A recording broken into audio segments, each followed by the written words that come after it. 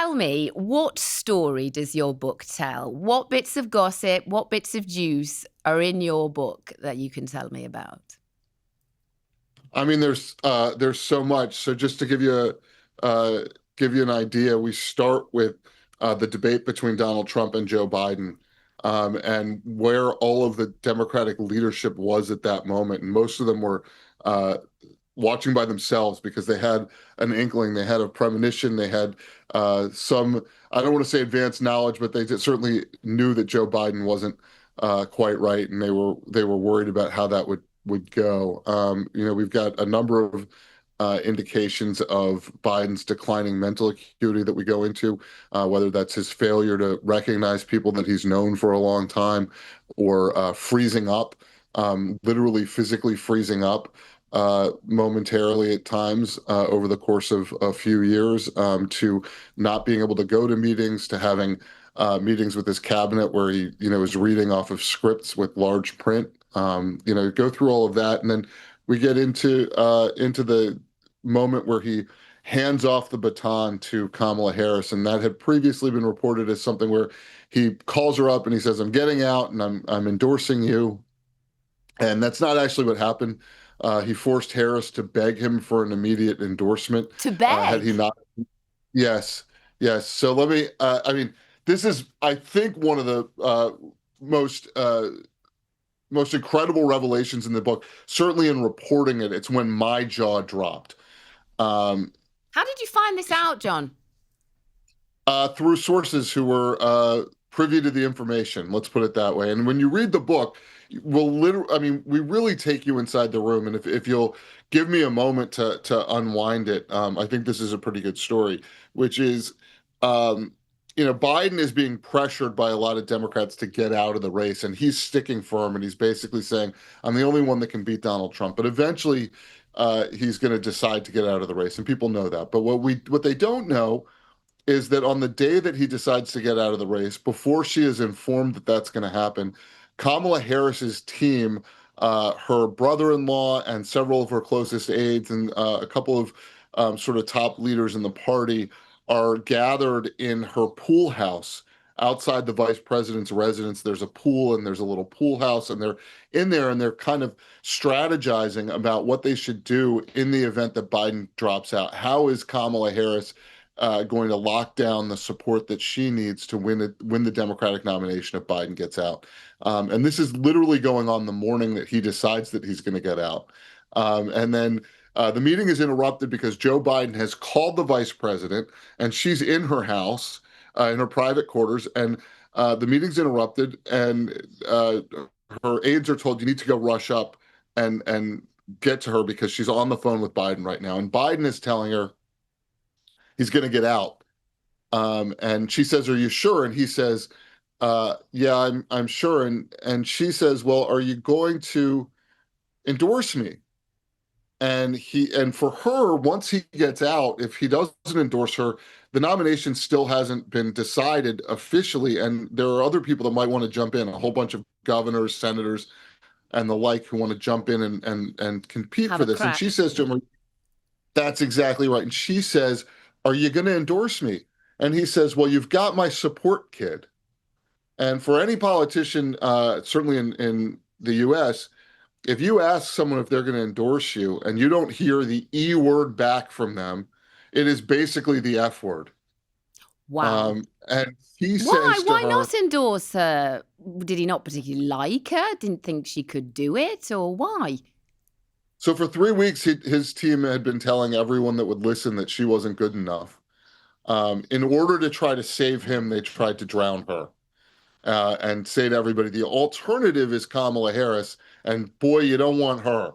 So, better buck up and stick with the president. But I think the real reason for him, the biggest reason for him, was he wanted to take a little bit of a valedictory lap. Hmm. He wanted to bask in the glory of his moment. And so what he says to her is, well, listen, maybe I'm gonna put out a statement today saying that I'm getting out of the race, and maybe in a few days I'll endorse you, or in a few days I'll endorse you. And she knows that time is of the essence, that there are all these competing Democrats that want this nomination. And so she's pushing him on the phone.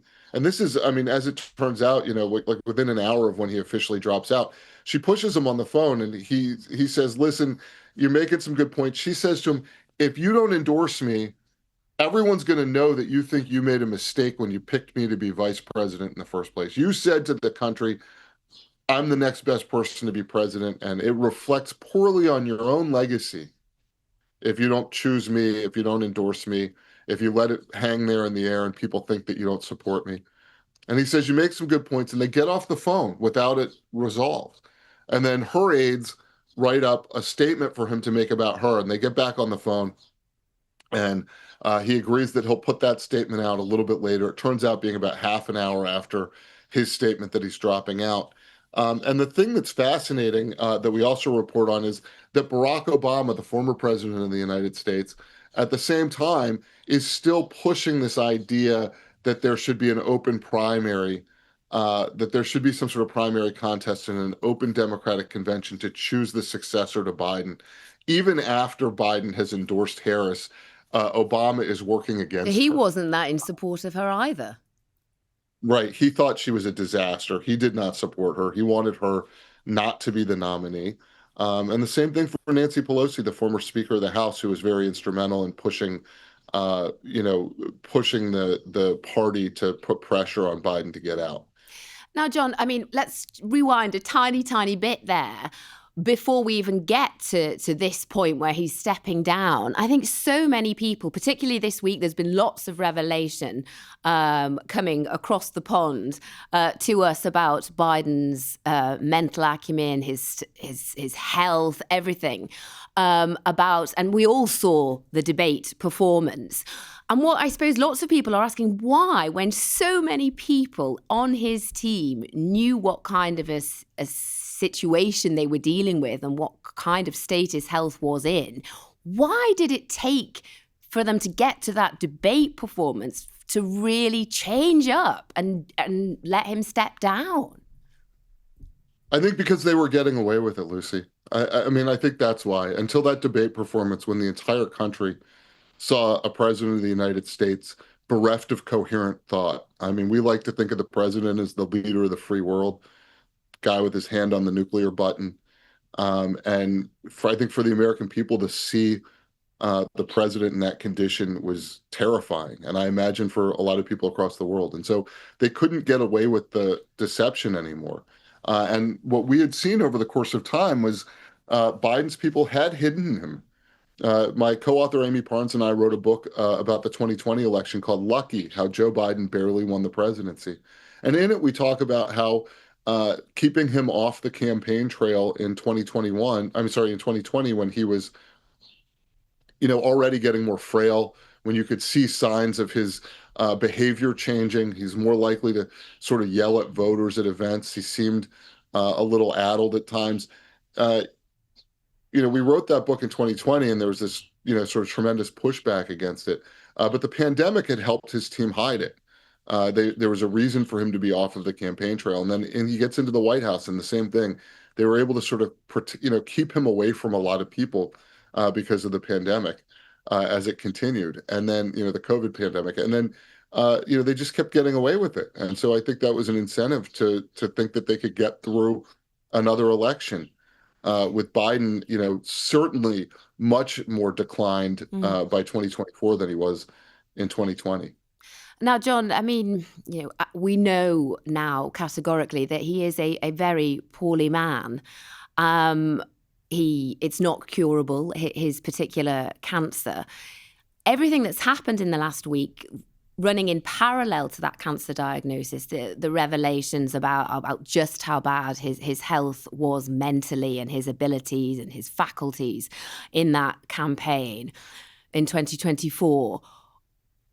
Is this now going to be his legacy for a man who perhaps won't be around for very, very long to carve out another one?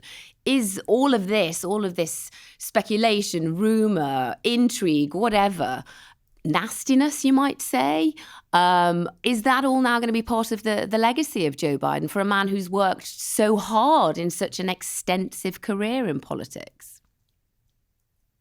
The short answer is yes.